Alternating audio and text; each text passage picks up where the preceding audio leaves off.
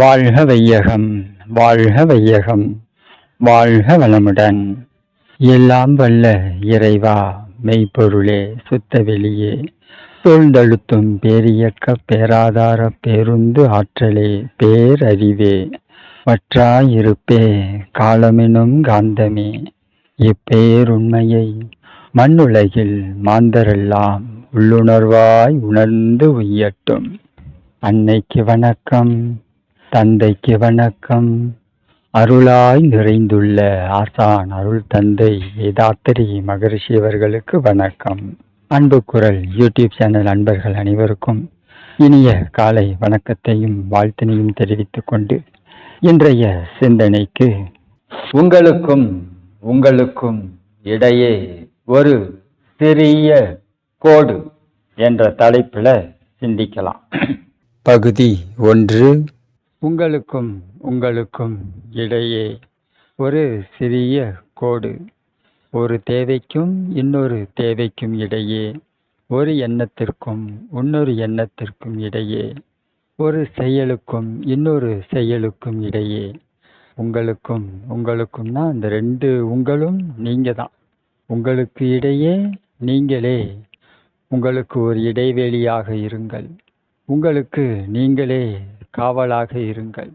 உங்களுக்கு நீங்களே சாட்சியாக, உங்களுக்கு நீங்களே நீதிபதியாக, உங்களுக்கு நீங்களே வழக்கறிஞராக, உங்களுக்கு நீங்களே எதிர் வழக்கறிஞராக என்று எல்லா கோணங்களிலும் உங்களுக்கான சிந்தனைகளை உருவாக்கி கொண்டு பொருத்தி கொண்டு அதன் வழி உங்களுக்குள்ளே உள்ள தீர்வை நோக்கி நகர்வதற்கு முயற்சிக்க வேண்டும். உங்களை நீங்களே பாதுகாத்து எத்தகைய தன்மையில் நீங்கள் இருக்கிறீர்கள் என்பதை உணர்வதே இந்த சிந்தனையின் நம்முடைய இந்த மனித சரீரம், இந்த மனித பிறவி அப்படிங்கிறது முழுக்க தன்னைத்தான் உணர்வதற்காகவும் நம்மளுடைய உயிரை பற்றிய மனதை பற்றிய உண்மைகளை புரிந்து கொள்வதற்காகவும் உருவான பிறவி. அப்ப 6வது அறிவு கொண்ட இந்த மனித இனத்திற்கு அதற்கு உண்டான சயின்ஸ் இம்ப்ரூவ்மெண்ட் ஆயிருக்கா அல்லது அது ஒர்க் அவுட் ஆயிட்டு இருக்கா அப்படின்னா அது இன்னும் உருவாக்கப்பட்ட நிலையில அப்படியே இருக்கு. இன்னும் பெருசாலாம் அது வளரல. அப்ப நாம விஞ்ஞானத்தில் இவ்வளவு தூரம் வளர்ந்துருக்கோம், என்னென்னமோ கண்டுபிடிக்கிறோம். இதெல்லாம் 6வது அறிவு இல்லையான்னு கேட்டா இது எதுவுமே 6வது அறிவு இல்லை. எதுவுமே 6வது அறிவு இல்லை. 6வது அறிவு அப்படிங்கிறது முழுக்க மறைபொருள்களை பற்றிய உண்மையை உணர்தல்.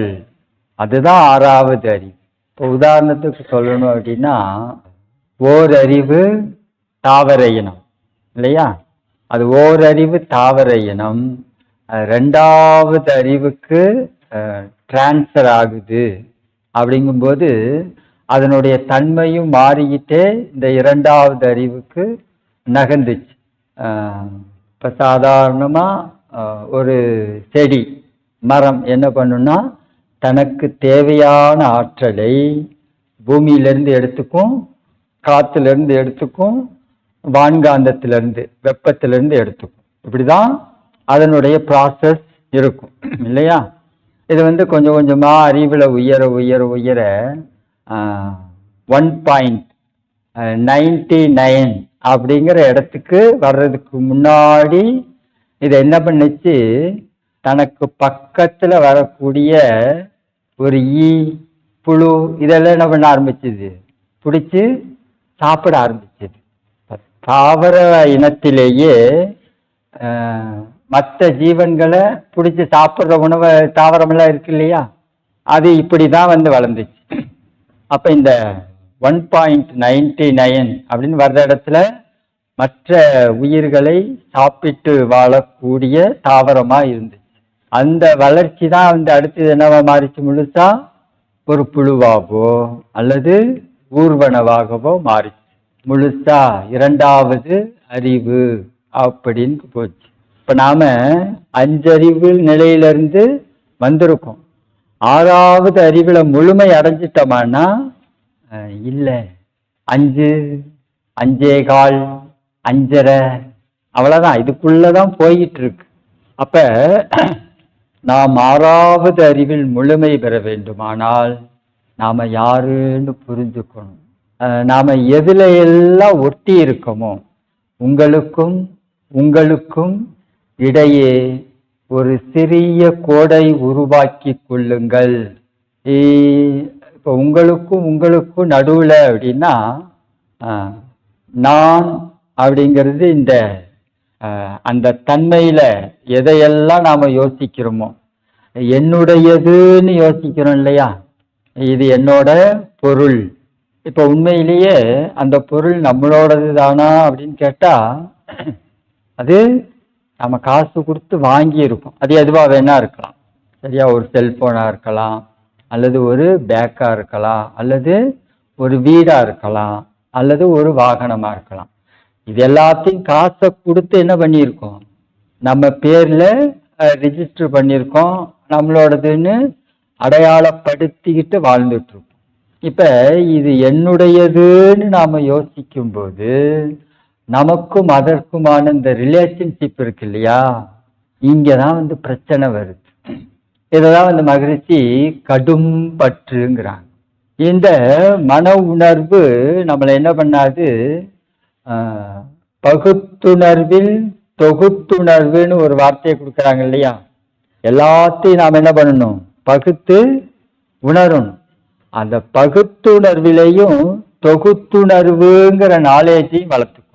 இது இன்னது இன்ன பொருளால் ஆக்கப்பட்டது, இது இந்த பூமியில இந்த நிலையில இயங்கிட்டு இருக்கு, நாம மனித இனமா இருக்கோம். அப்ப நாம இந்த மனித இனம்னா யாரு, விலங்கினம்னா என்ன, 5 அறிவுனா என்ன, 6 அறிவுனா என்ன, நாம நம்மளுடைய வாழ்க்கையை எப்படி வாழ்றோம் அப்படிங்கறதெல்லாம் என்ன பண்ணணும், பகுத்து உணர்ந்துக்கணும்.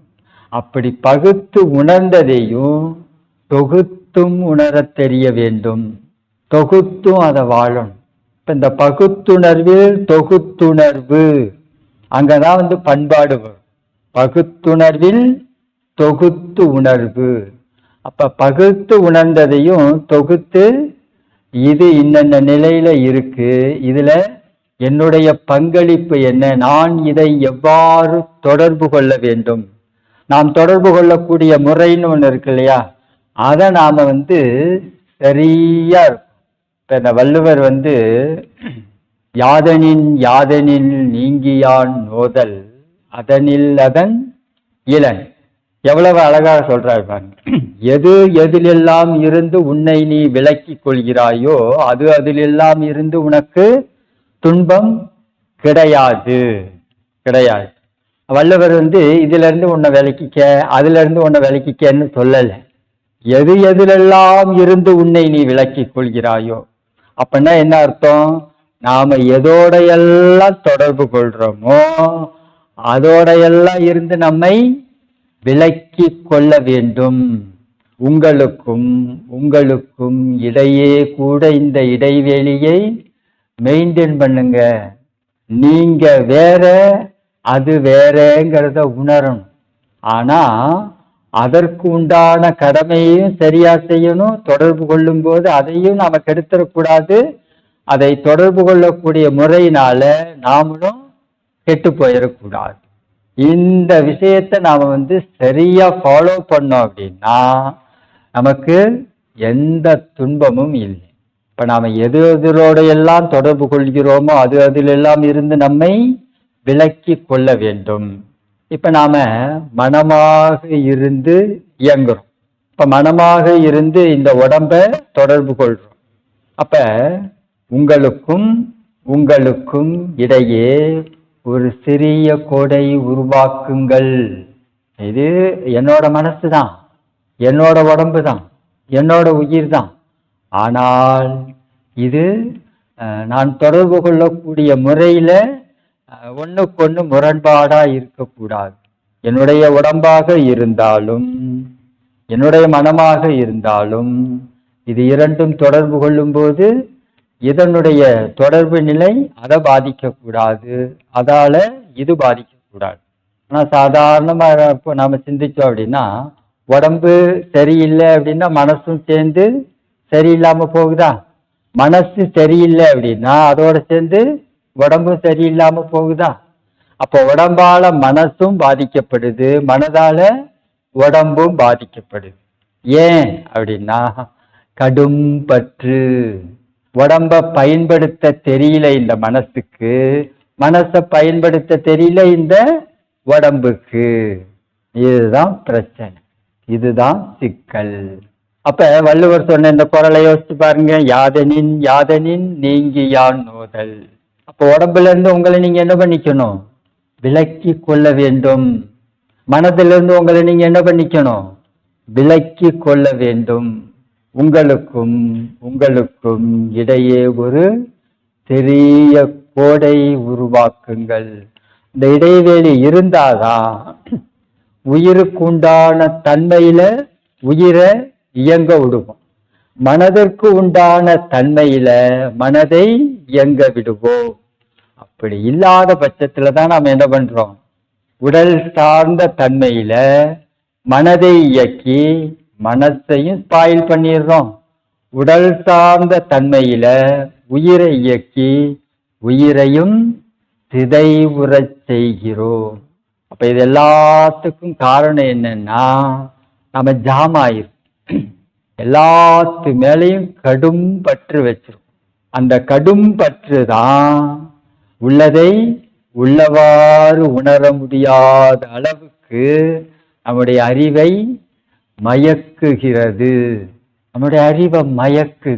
உள்ளதை உள்ளவாறு உணர்தல். அப்ப உள்ளதை உள்ளவாறு உணர்ந்தால மட்டும்தான் நாம அல்லவைகளை தவிர்க்க முடியும். நீங்க உள்ளதை வேற மாதிரி மாற்றி புரிஞ்சுக்கிறீங்கன்னு வச்சுக்கோங்க. இப்போ ஒரு அன்பர் நம்ம கிட்ட பேசுறாரு. அவர் பேசினதுல அவருக்குள்ளேயே ட்விஸ்ட் அடிச்சு, நீ இதைய மனசுக்குள்ள வச்சுட்டுதான் இத பேசுறியா அப்படின்னு ஒரு விஷயத்த தப்பா புரிஞ்சுக்கும் போது நாம அந்த இடத்துல ஒரு நல்ல நட்பை இழந்துடுறோம். ரெண்டாவது, நம்மளுடைய உயிர் தன்மையையும் என்ன பண்ணிட்டோம்? கெடுத்துடுறோம். அப்ப உள்ளதை உள்ளவாறு உணராத ஒரு அறிவு நல்லதையும் உணராது, நல்லதோடும் இணையாது.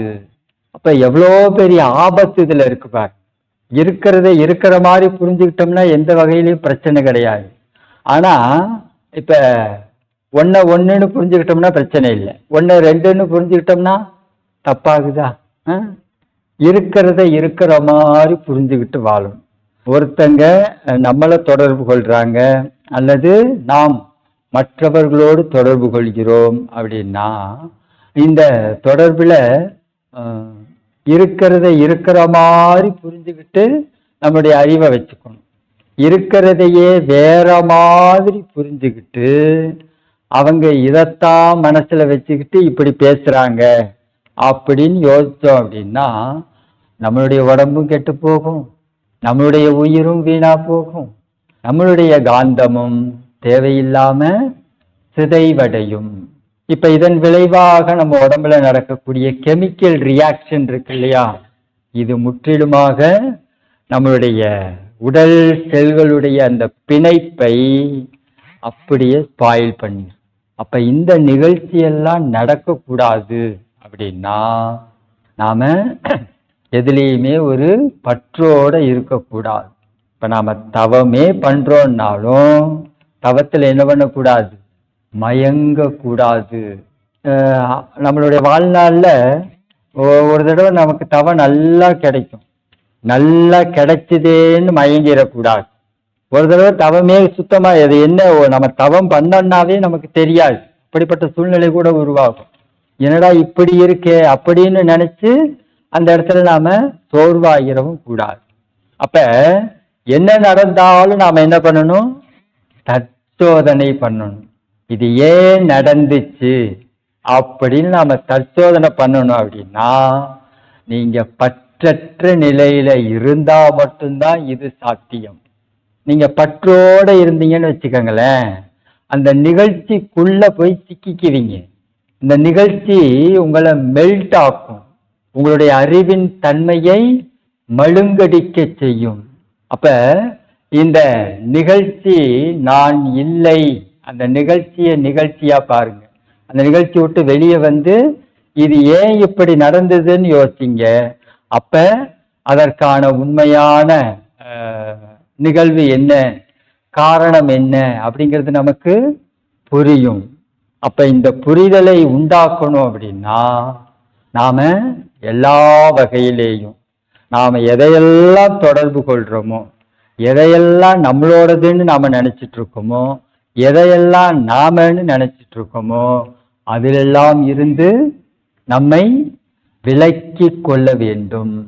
அதெல்லாம் இருந்து விலக்கிக்கும். இங்க எதுவுமே நம்மளோடது இல்லை. இங்க நடக்கிறது எல்லாமே என்னது? இறைவனுடைய தன்மாற்ற நிகழ்ச்சி, அவ்வளவுதான். இதுல நாம கடும் பற்று, நம்முடைய மனசை மெல்ட் ஆக்கி, நம்முடைய மனசு எப்படி இருக்கணும் அப்படின்னா, அது மனசுக்கு இந்த சயின்ஸ் இருக்கு இல்லையா, மனதை எதன் மீது செலுத்தினாலும் மனம் அதுவா மாறி, மனம் எங்கே செலுத்தப்படுகிறதோ அங்கு காந்த ஆற்றல் குவியும். இந்த சயின்ஸ் மனசுக்கு இருக்கு. அப்ப நாம நம்மளுடைய மனசை எப்படி வச்சுக்கணும் அப்படின்னா, லேசா வச்சுக்கணும். நம்முடைய மனசு டெம்பரா இருக்கக்கூடாது. நம்மளுடைய தோலுன்னு நினைச்சோம்னா தோலா நாம என்ன பண்ணணும்? மாறணும். நாக்குன்னு நினைச்சா நாக்கோட நாக்கா மாறணும். நாக்கா மாற முடியல, தோலா மாற முடியல, ஆக்கினையா மாற முடியல அப்படின்னா ஏதோ ஒண்ணு இழுத்து பிடிச்சு அது தடுக்குது இல்லையா? அப்ப இந்த தடுக்கக்கூடிய நிகழ்ச்சியை சரி பண்ணாத வரைக்கும் நாம அதுவாக மாற முடியாது. அப்ப நம்மளுடைய பற்றுக்களிலிருந்து நம்மை விடுவித்து கொள்ளாத வரைக்கும் நாம ஒரு நிகழ்ச்சின்னு புரிஞ்சுக்கவும் முடியாது. இந்த என்னோடது அப்படிங்கிற தன்மையிலிருந்து நாம வெளியே வரணும். எல்லாமே இறைவனுடைய தன்மாற்றம் அப்படிங்கிறத புரிஞ்சுக்கணும். எதுக்காக ஒரு பொருளோட மெல்ட் ஆகும்? அது எதுவா வேணா இருக்கட்டும், பொருளா இருக்கலாம் அல்லது நபர்களா இருக்கலாம். எதுக்காக மெல்ட் ஆகணும்? அது கூட போய் அதிகப்படியா நம்மை நினைத்து கொள்ள வேண்டும். அப்படி இருக்கிறதுனால நன்மையா தீமையா? இது என்னைக்காவது தற்சோதனை பண்ணி பார்த்திருக்கமா? நான் இவங்க மேல அதிகமா ஈடுபாடோட இருக்கேன். அது உறவுகளா இருக்கலாம் அல்லது பொருட்களா இருக்கலாம், நபர்களா இருக்கலாம். இது எனக்கு நன்மையை தருமா தீமையை தருமான்னு யோசிக்கணும் இல்லையா? பெரும்பாலும் இது நமக்கு தீமையைத்தான் தரும். எந்த ஒரு கடும் பற்றுமே நமக்கு நன்மையை தரவே தராது. அது எதுவா வேணா இருக்கலாம், எதுவா வேணா இருக்கலாம், எந்த வகையான உணர்வா வேணும்னாலும் இருக்கலாம். இந்த உணர்வின் வழியாக நீங்க அனுபவிக்கிறது எல்லாமே தீமையை தவிர, துன்பத்தை தவிர வேறு எதுவும் இல்லை, எதுவுமே. இப்ப நம்முடைய மனசை எங்கேயுமே உருக விடக்கூடாது. நம்முடைய மனசு மனசா இருக்கும். இப்ப மனதுக்குரிய தன்மையோடு மனதை இயக்க வேண்டும், உயிருக்குரிய தன்மையோடு உயிரை இயக்க வேண்டும். அதனால மகரிஷி இந்த உடம்பு அப்படிங்கிறத மதிக்கணும். நான் உடம்ப மதிக்கிறதுங்கிறது வேற, உடம்ப நம்மளுடைய செயல்களுக்கு பயன்படுத்துறதுங்கிறது வேற. இப்போ ஒருத்தர் நம்ம ஒரு ஆபீஸ் வச்சிருக்கோம்னு வச்சுக்கோங்களேன், நம்ம கீழே ஒரு 10 பேர் ஒர்க் பண்றாங்க. இப்ப இவங்களெல்லாம் நான் தான் சம்பளம்னு ஒன்று கொடுத்துட்றேன்ல அப்படிங்கிறதுக்காக அவங்களெல்லாம் என்ன பண்ணலாம்? போட்டு புழிஞ்சு எடுக்கலாமா? நான் மாசம் மாசம் சம்பளம் கொடுத்துட்றேன் அப்படிங்கிறதுக்காக அவங்கள போட்டு புழிஞ்சு எடுத்தோம் அப்படின்னா நம்ம நம்மளுடைய உடம்ப மதிச்சு வாழ்ந்தோம் அப்படின்னா நம்ம உடம்ப துன்புறுத்த மாட்டோம். இந்த உடம்ப மதிச்சோம் அப்படின்னா உடம்ப நம்ம என்ன பண்ண மாட்டோம்? துன்புறுத்த மாட்டோம். இப்ப அவங்கள மதிச்சோம் அப்படின்னா அவங்கள கஷ்டப்படுத்த மாட்டோம். ஆனா நாம என்ன பண்றோம்?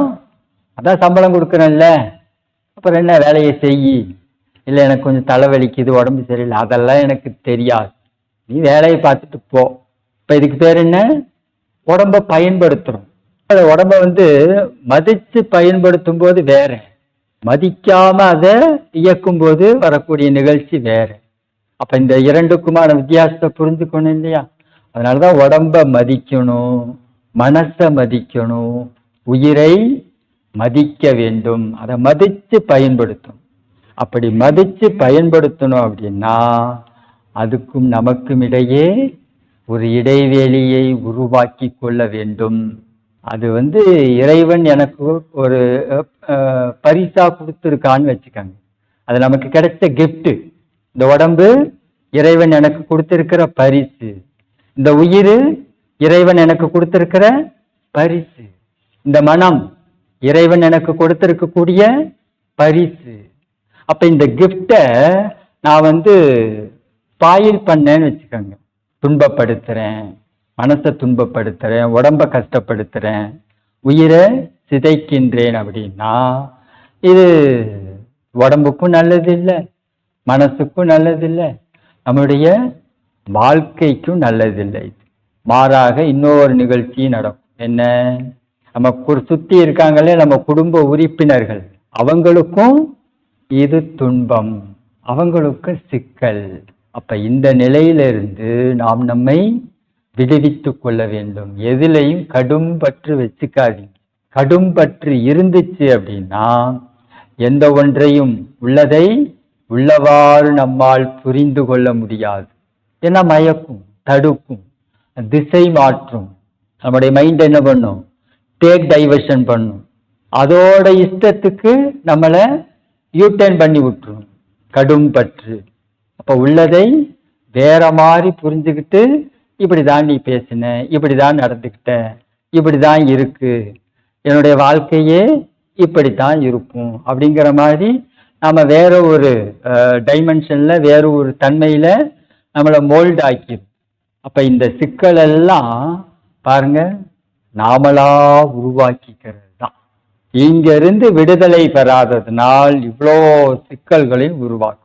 கடும் பற்றுன்னு ஒரு விஷயத்தை உங்களுக்குள்ள ஆழமா வச்சிருந்தீங்க அப்படின்னா இந்த செயல்களும் சிந்தனைகளும் இந்த ஒரு வாழ்வியல் முறையும் இவ்வளோ சிக்கல்களை உருவாக்கும். இப்ப நம்மளுடைய வாழ்க்கையில நாம இவ்வளோ தூரம் மனதளவில் உடல் அளவில் துன்பப்படுறோன்னா அது எல்லாத்துக்கும் காரணம் இந்த கடும் பற்று தான். உங்களுக்கும் இடையே ஒரு சிறிய கோடை உருவாக்கி கொண்டு எதுல இருந்தும் விலக்கி நின்று பார்க்கறதுக்கு கத்துக்கங்க. சாதாரணமா நம்ம புத்தகங்கள்ல படிச்சிருப்போம் இல்லையா? எதுலையுமே நாம சாட்சியா இருந்து பார்க்கக்கூடிய மனோபாவத்தை வளர்த்துக்கணும். சாட்சி பாவனைன்னு சொல்றோம் இல்லையா? எதையுமே சாட்சியா இருந்து பார்க்கக்கூடிய மனோபாவத்தை வளர்த்துக்கங்க. பெரிய விஷயம் கிடையாது, முயற்சி பண்ணா முடியாததும் கிடையாது. சாட்சி பாவனையை வளர்த்துக்கங்க. எல்லா சிக்கல்கள்ல இருந்தும் பிரச்சனைகள்ல இருந்து நாம வெளியே வந்தார். உங்களுக்கும் இடையே ஒரு பெரிய கோடு. இந்த இடைவெளிய உருவாக்கணும் அப்படின்னா நம்முடைய மனசை நாம பக்குவப்படுத்தணும். நாம எதோடு தொடர்பு கொள்ளும் போதும் ஃப்ரீஸ் ஆகவும் கூடாது, மெல்ட் ஆகவும் கூடாது. விஷயம் அவ்வளோதான். இந்த சமுதாயத்தில், இந்த பிரபஞ்சத்தில் நீங்கள் எதோடெல்லாம் தொடர்பு கொள்கிறீர்களோ அதோடெல்லாம் ஃப்ரீஸ் ஆகவும் கூடாது, மெல்ட் ஆகவும் கூடாது. அப்படிங்கும்போது தான் மகரிஷி உலக வாழ்த்துல சொல்றாங்க இல்லையா? ஞான ஒளி வீசட்டும். இந்த ஞான ஒளி அப்படிங்கிறது நமக்குள்ள உருவாகாம அதில் நம்மிடம் இருந்து ஒளிர விட முடியாது. இப்ப நமக்குள்ள அந்த தன்மையை நாம உருவாக்கிக்கணும். மெய் ஞான ஒளி. அதற்கு இன்னொரு அடையாள பேரும் கொடுக்கிறாங்க. மெய் ஞான ஒளி வீசட்டும். அப்ப இந்த ஒரு நிகழ்ச்சி நடைபெற வேண்டுமானால் அதுக்கு நம்முடைய மனசு உருகவும் கூடாது, ஃப்ரீஸ் ஆகவும் கூடாது. அப்ப அப்படி இருந்தால் மட்டும்தான் இது சாத்தியம். இப்போ தவம் பண்றோம் அப்படின்னா தவத்துல நீங்க உருகிட்டீங்க அப்படின்னாலும் தூங்கிடுவீங்க, அல்லது ஃப்ரீஸ் ஆயிருக்கீங்க அப்படின்னா தவமே பண்ண முடியாது. மனசு ஓடிக்கிட்டே இருக்கும், அங்க ஓடும் இங்க ஓடும், தவம்னு ஆரம்பிப்போம், பார்த்தா அது இங்கேருந்து பஸ் ஏறி வீட்டுக்கு போயிடும், அங்கே அலுவலகத்தில் சுற்றும், யார் யாரெல்லாம் ஃப்ரெண்டோ எல்லாத்தையும் பார்த்துட்டு அமைதி அமைதின்னு சொல்லும்போது திருப்பி வந்துடும். அப்போ இது நம்ம மனசு ஃப்ரீஸாக இருக்குன்னு அர்த்தம். அந்த தன்மையில் இருக்கு மனசு, ரொம்ப அந்த இலகுவான நிலையில இல்லை, ரொம்ப டெம்பராக இருக்கு. அதனால தான் நம்மளால என்ன பண்ண முடியல, ஃபோக்கஸ் பண்ண முடியல. இன்னொரு பக்கம் அந்த பக்கம் உருகிடுறோம் அப்படின்னா சுத்தமாக தூங்கிட்டோம், முடிஞ்சது. நான் இன்னைக்கு சிறப்பாக தவம் செய்தேன். நீ தவம் பண்ணியா தூங்குனியாங்கிறது மற்றவங்களுக்கு தான் தெரியும். உட்காந்து கொரட்டை விட்டு தூங்கிட்டு நல்லா இன்னைக்கு தவம் வந்துச்சு, என்ன மறந்து நான் தவம் பண்ணேன் அப்படின்னா என்ன அர்த்தம், தூங்கிட்டோம். தூங்குறது தவவா? மனசு ஊரெல்லாம் சுத்துது. இப்ப இதெல்லாம் தவம் கிடையாது அப்படின்னா இது நடக்குது. அப்ப இது நடக்கிறதுக்கான ரீசன் என்னங்கிறது நம்ம கண்டுபிடிக்காம இதுல இருந்து நம்மளால வெளியே வர முடியாது. இப்படி ஒரு நிகழ்ச்சி நடக்குது இல்லை, நான் ஏன் தூங்குறேன், ஏன் என் மனசு அலைஞ்சுக்கிட்டே இருக்கு அப்படின்னா இதற்கான காரணத்தை நாம் உற்றுணராமல் இந்த பிரச்சனைக்கான சொல்யூஷன் என்பது பிறவாது. இப்ப இறைவன் நமக்கு அதுக்கு தான் வாய்ப்பு கொடுக்குறான். இந்த சிக்கலுக்கான, இந்த துன்பத்திற்கான, இந்த நிகழ்ச்சிக்கான காரணம் என்னன்னு தெரிஞ்சுக்க, இதை தெரிந்து கொள்வதற்காக நமக்கு கிடைத்த வாய்ப்பு தான் இந்த வாழ்க்கை சூழ்நிலை. அப்ப இந்த வாழ்க்கை சூழ்நிலையை நம்ம அப்படியே ஸ்கிப் பண்ணி போறோம். இது எனக்கு பிடித்தமில்லாம இருக்கு, நான் இது எனக்கு வெறுக்கிற இதை அப்படின்னு நாம் என்ன பண்றோம், ஸ்கிப் பண்ணி போறோம். இது எனக்கு ரொம்ப பிடிச்சிருக்கு, இது நான் விரும்புறேன் அப்படின்னு அதுக்குள்ள நாம உருகிடும். இது ரெண்டுமே ஆறாவது அறிவுக்கு பொருத்தமில்லாத சிந்தனையும் செயல்களும். இது ஆறாவது அறிவுக்கு பொருத்தமில்லாத சிந்தனை. ஒன்றோடு நாம் தொடர்பு கொள்ளும் போது நாமளா இருக்கணும்.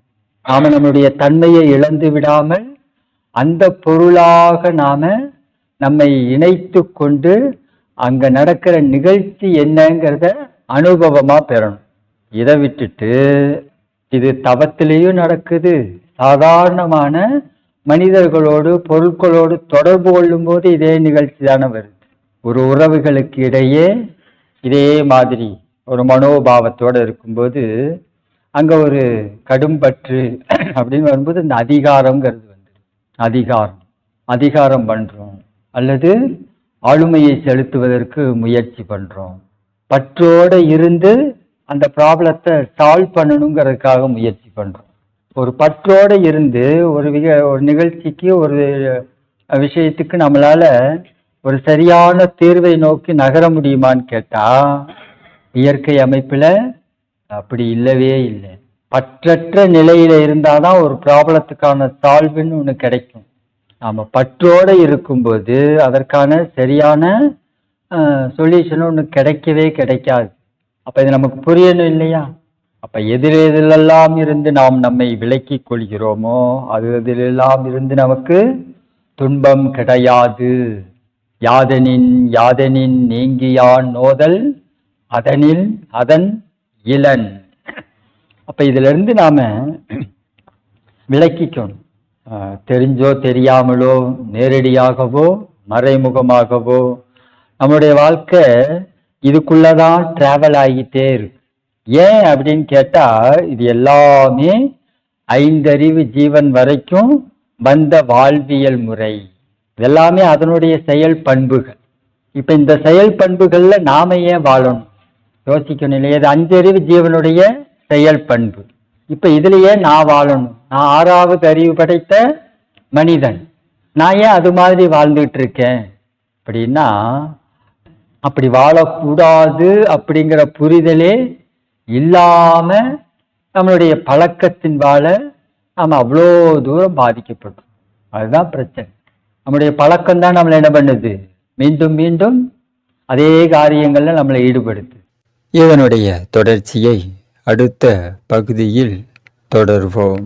இந்த சிந்தனை உங்களுக்கு பிடிச்சிருந்ததுன்னா நம்முடைய யூடியூப் சேனலை சப்ஸ்கிரைப் பண்ணிக்கோங்க. தெரிந்த அன்பர்களுக்கு ஷேர் பண்ணுங்க. இந்த சிந்தனை பற்றிய கருத்துக்கள் வரவேற்கப்படுகின்றன. நன்றி, வாழ்த்துக்கள், வாழ்க வளமுடன். உண்மையில் நீங்கள் இருக்கிறீர்கள் என்பதை உணர்வதே இந்த சிந்தனையின் நோக்கம்.